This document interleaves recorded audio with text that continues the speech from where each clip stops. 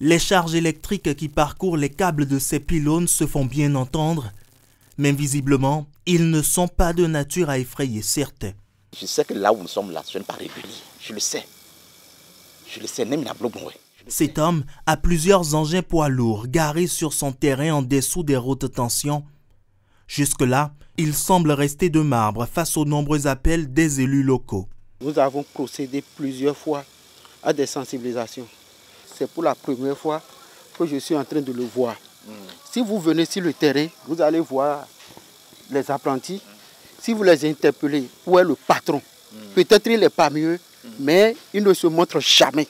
La mairie n'a pas des engins lourds pour pouvoir traquer ces engins qui sont là. C'est pour cela qu'ils s'entêtent tous les jours que Dieu fait, parce qu'ils savent que même si nous venons sur le terrain et on les sensibilise, on n'a pas les moyens pour les faire déplacer. Ce matin-là, c'est un ultimatum que lui donnent les ministres conseillers arrivés à l'improviste. Vous avez dit quelque chose tout à l'heure qui est grave.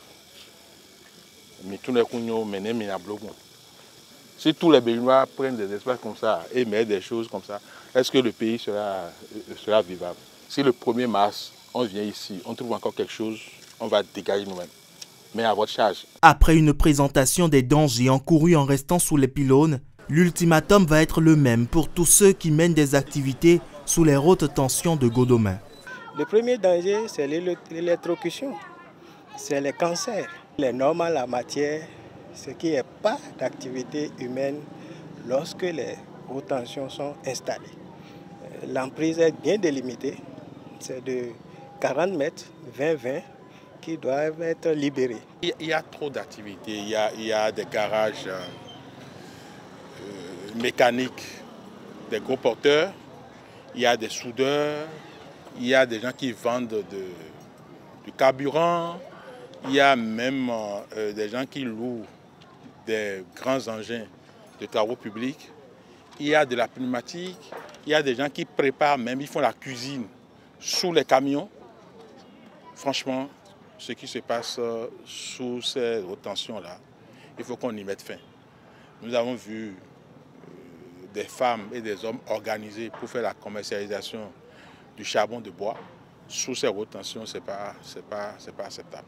Les dates sont connues désormais pour libérer l'emprise des hautes tensions, surtout au niveau de Godomain, Agla, jusqu'à la sortie de Cotonou complètement, pour qu'il y ait la sécurité.